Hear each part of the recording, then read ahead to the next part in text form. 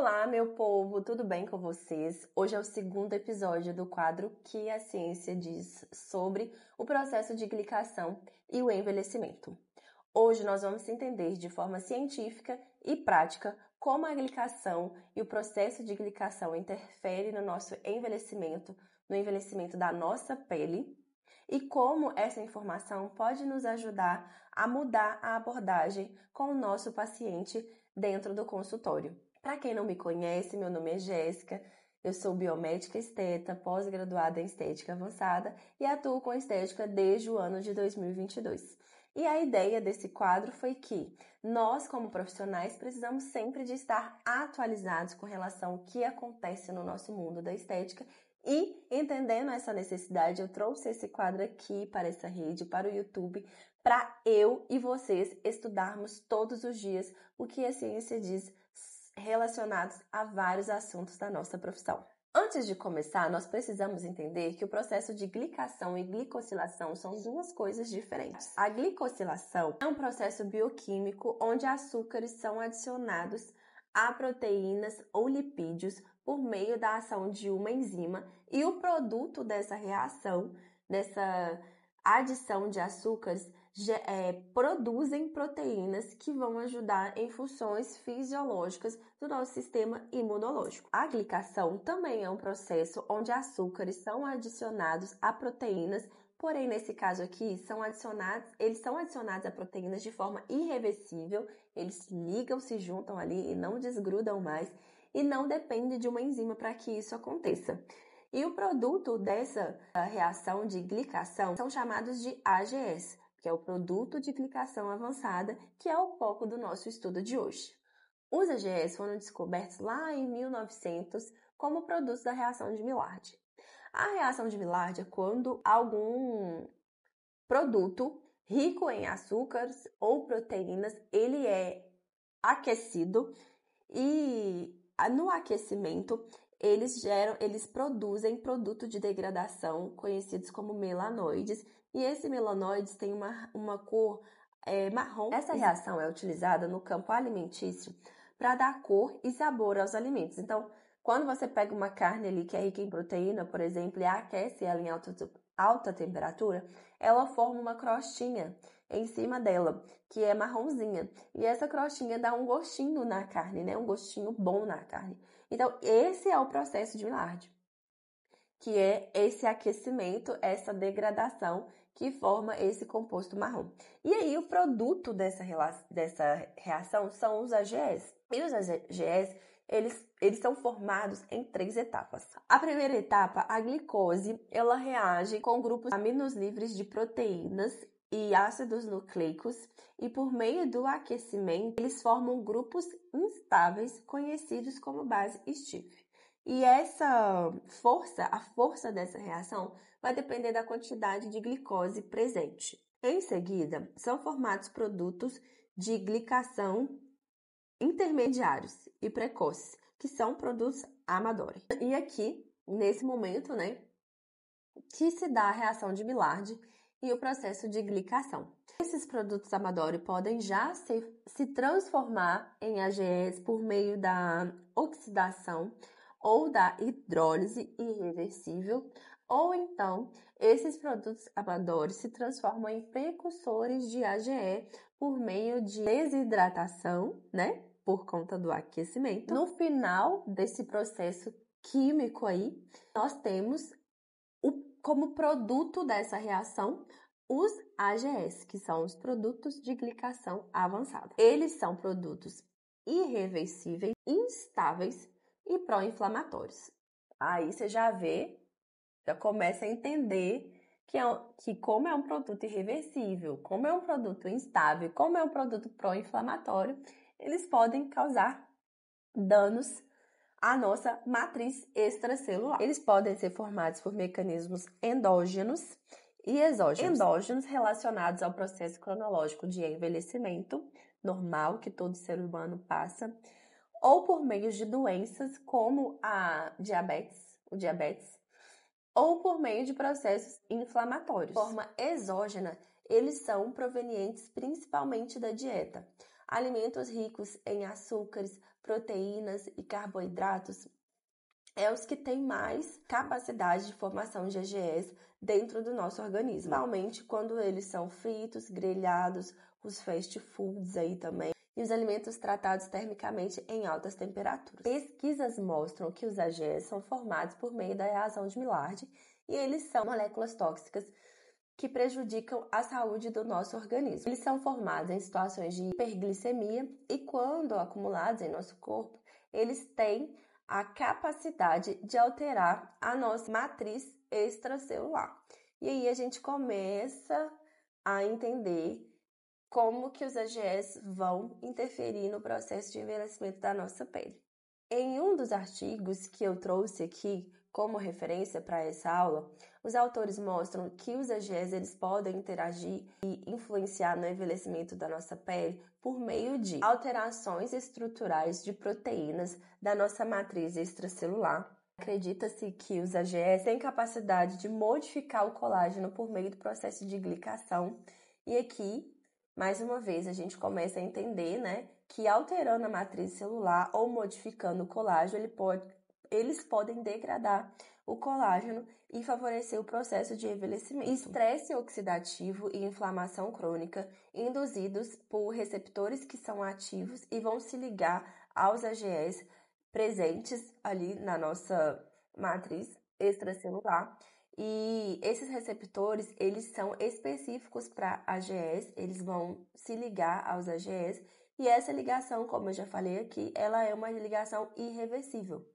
E esse produto é um produto instável, então ele vai favorecer o processo de envelhecimento. Esses AGEs, eles vão se ligar também ao colágeno e às fibras de colágeno e vão aumentar a rigidez dessas fibras de colágeno. E quando eles estão em alta concentrações na nossa pele, eles podem influenciar o envelhecimento e até a apoptose de algumas células. Na literatura são descritos mais de 40 tipos de AGE.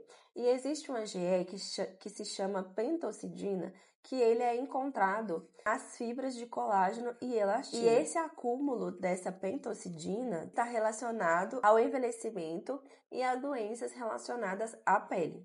Os AGEs, eles vão contribuir para o envelhecimento por meio da reticulação do colágeno, inflamação, estresse oxidativo e outras vias na derme e na epiderme. O aumento dos AGEs, eles também vão prejudicar a homeostase, né? Que todo mundo sabe que a homeostase é o equilíbrio ali de temperatura dentro do nosso corpo. Quando os AGEs, eles reticulam o colágeno, isso vai fazer com que haja uma redução na elasticidade da nossa pele, flacidez, favorecer aí o aparecimento de linhas finas e contribuindo assim para o envelhecimento. Eles vão atuar promovendo ligações cruzadas em proteínas estruturais e vão dificultar remodelações dérmicas e interferir na ação dos bioestimuladores. Então aqui a gente consegue perceber que os AGEs, quando eles estão em acúmulo na nossa circulação, eles vão se ligar a colágeno, a elastina e vão acontecer vários processos de modificação na estrutura desse colágeno, contribuindo assim para o envelhecimento da nossa pele. Existem alguns hábitos que podem fazer com que os AGEs aumentem dentro do nosso corpo. Fatores ambientais, por exemplo, como a fumaça de cigarro, alimentos altamente processados com alto índice glicêmicos, fritos, grelhados, fast food e até o sedentarismo pode contribuir para o aumento dos AGEs em nosso organismo. E um ponto importante também é que na literatura, esses AGEs não atuam só na degradação do colágeno e não só no processo de envelhecimento da nossa pele. Tem uma gama de alterações fisiológicas que os AGEs podem causar no nosso corpo. Outro ponto importante é que o indivíduo normal, quando ele se alimenta de forma adequada, ele ingere, em média, 1.600 calories de AGEs por dia. Porém, quando ele tem uma dieta hipercalórica, se alimenta de forma inadequada, essa concentração pode aumentar para 2.000 calories de AGEs ali ao dia. E isso vai levar ao acúmulo de AGEs que vai desencadear essa série de fatores que nós já citamos aqui anteriormente. A radiação UV também é citada na literatura como um potencializador na formação de AGEs. E aí aqui a gente pode ressaltar a importância do protetor solar como processo de retardo do envelhecimento. Obviamente, o protetor solar não é descrito como um agente antiglicante, né? Que impede a glicação ou que reverta a glicação, mas ele continua sendo um reforço no processo de envelhecimento da nossa pele. Como os AGEs eles estão envolvidos em uma série de danos causados tanto na nossa pele quanto no nosso corpo, é necessário que as abordagens e condutas terapêuticas elas foquem na inibição dos AGEs. E atualmente, a conduta para isso mais aceitável, e quando eu falo de inibição dos AGEs, eu estou falando como prevenção, não estou falando como reversão, porque uma vez que os AGEs são formados, ele é um produto, como eu já disse, irreversível. Então, a gente não consegue reverter a formação dos AGEs, mas a gente consegue prevenir a formação dos AGEs, e o que é mais citado na literatura são bons hábitos alimentares, bons hábitos com a nossa saúde física, com a nossa saúde fisiológica também, nos alimentando bem, praticando atividades físicas e não ingerindo aí substância alcoólica, não fumando, para poder diminuir a formação desses AGEs dentro do nosso corpo. Os estudos mostram que dietas com baixo índice glicêmico e o uso de antioxidantes e terapias com moléculas antiglicantes podem ajudar na prevenção e tratamento do envelhecimento cutâneo. E outra informação importante é que os AGEs, eles são reabsorvidos no nosso trato gastrointestinal. De 20 a 30% ali é reabsorvido e 2/3 mais ou menos ficam disponíveis no nosso tecido. Então, uma pessoa que se alimenta bem, que pratica atividade física, que cuida da sua saúde, ela tem um bom metabolismo para lidar ali com a absorção desses AGEs pelo próprio corpo. A ciência mostra que o uso de alguns agentes considerados como antiglicantes, que é o resveratrol, o ácido ferúlico, eles podem aí no futuro próximo ser usados como terapias orais e tópicas no combate dos AGEs. Só que existe uma necessidade de comprovação de que, de fato, esses agentes antiglicantes funcionam para essa finalidade. Porém, existe uma necessidade de comprovação de que esses agentes antiglicantes revertam a glicação de forma clínica e significativa. Hoje, a gente não tem na literatura nenhuma informação que, de fato, esses agentes antiglicantes funcionam, até mesmo porque a maioria das pesquisas é realizada em animais e estudos in vitro. Nós temos poucas pesquisas em seres humanos, poucos estudos randomizados e a padronização de desfechos clínicos, ela é sem controle, né? A gente não consegue se apoiar nisso e, de fato, comprovar que esses agentes antiglicantes consigam reverter, de fato, essa ação dos AGEs no processo de envelhecimento da nossa pele. Então, embora esses agentes antiglicantes sejam citados na literatura, não há evidência robusta de que seja possível desfazer os AGEs já acumulados na pele humana com produtos cosmecêuticos e suplementos orais já utilizados atualmente. Agora que vocês já sabem como os AGEs atuam no processo de glicação, favorecendo o envelhecimento da nossa pele, como profissionais, é nossa obrigação de explicar para o nosso paciente o impacto da alimentação com o tratamento já realizado no consultório. Mas aí você pode me falar, Jéssica, mas eu já oriento ele, você não está me falando nada de novo. Tudo bem, e eu sei que muitos profissionais já agem assim, mas você está falando com ele, olha, você não pode comer dessa forma, você precisa de cuidar da sua alimentação. e você precisa de fazer isso, mas você explica o motivo para o seu paciente?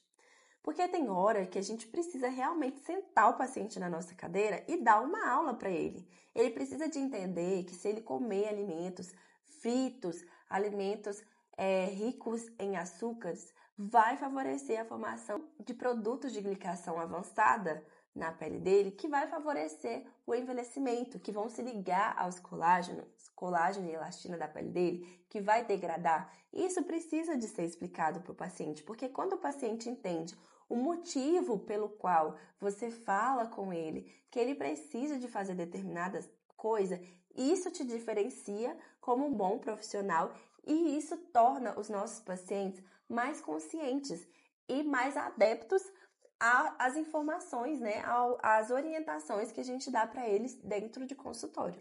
Então, por exemplo, se o seu paciente vai fazer um tratamento de gordura localizado, é também interessante a gente sempre ter parcerias com outros profissionais que possam nos auxiliar, que pode passar ali uma dieta menos calórica para o nosso paciente, porque o paciente, gente, ele fala. Se você senta o paciente na sua cadeira e ouve o paciente, faz uma escuta ativa com o seu paciente, ele vai te falar. Ele vai te falar assim, eu como bem.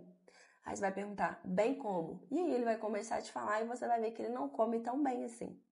E em tratamentos faciais, a gente precisa de orientar os pacientes a